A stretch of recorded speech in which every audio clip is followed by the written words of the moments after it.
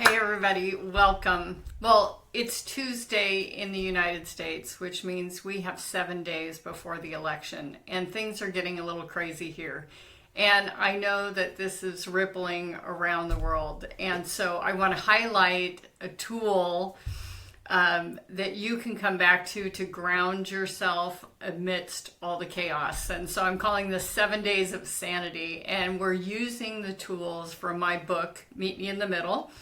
We're doing a promotion for the next week. It's on sale and it's newly available on Audible.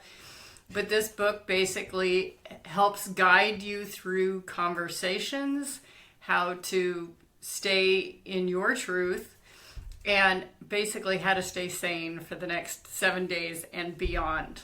So let's talk about what day one is about. And day one is really grounding yourself with a compass amidst all this chaos.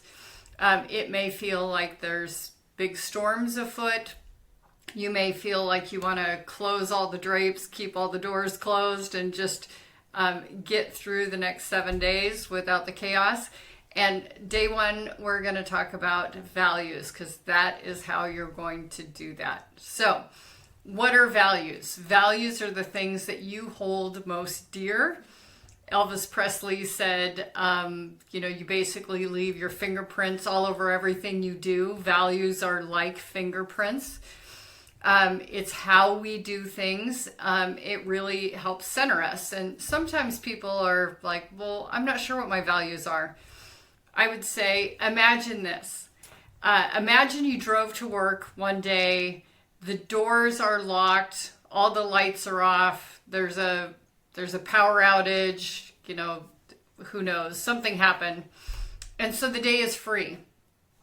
All your appointments have been canceled. There's nothing you can do. You've already dropped your kids off at school. You basically have a free day. What do you decide to do with your time? Some people are like, oh, I am getting a mani-pedi, I'm out of here. Some people are like, I'm going to go home, I'm going to make a cup of tea, I'm going to read my book. Other people are going to be like, this is great. I had a whole list of errands I needed to do. I can catch up on this. Other people are like, I'm going to call my hubby and we're going to make it a date. So depending on what comes to mind for you, that is a really good indication of your values. The other clue I use is you put on your winter coat that you haven't worn for 9 months, and you reach in your pocket and you find $50 and you're like, ooh, payday. What do you do with that money? It's accounted for. You didn't really realize you lost it in the first place. What do you spend it on? Do you spend it on a lunch? Do you pay off a bill? Do you buy a gift for somebody? Do you put it in your bank account? Those things, again, they're an indication of your values. So we want to use values as basically the matrix for how we make decisions. And in this chaos, with all of the debate and hostility that's going on, how do you want to behave? What are your personal rules for behavior? And what is it that you want to leave this week or this year or these 4 years having accomplished? Is it, I was always kind, I was a good listener, I gave information to people, I allowed others to be right, my relationship's more important than being right.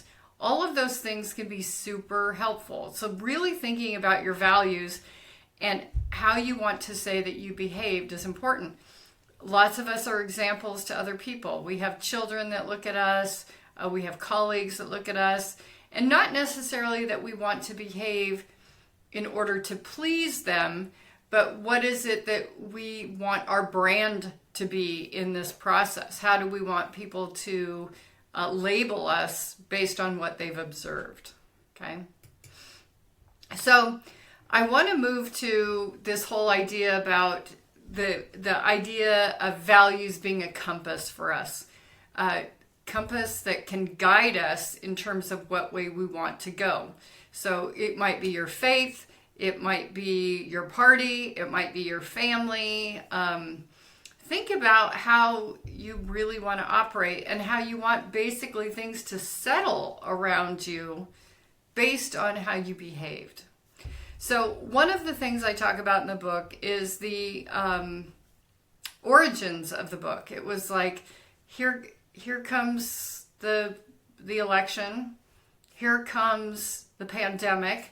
All of a sudden, people who had been friends for 20 years were not talking to each other. And I was like, what is that about? It's like you disagree on this one thing and you're going to toss out 20 years of history? That doesn't make sense. So do you want to be labeled as someone who doesn't get along with people who vote the other way?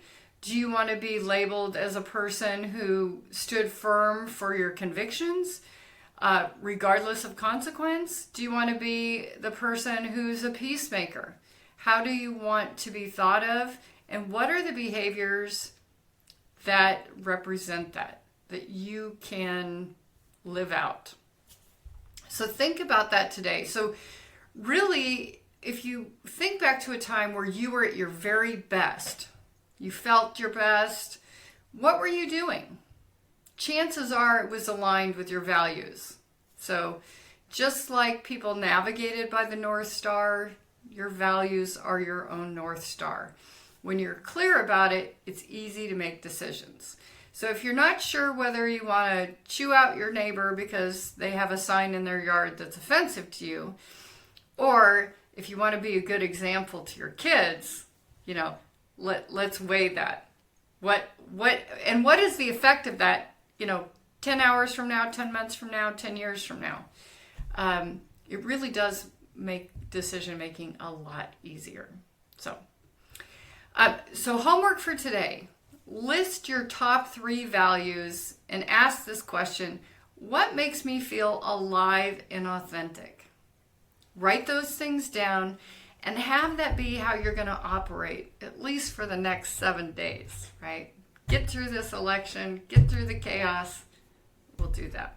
So join us again tomorrow. We're going to have an update for you in terms of the next step in this 7 Days of Sanity.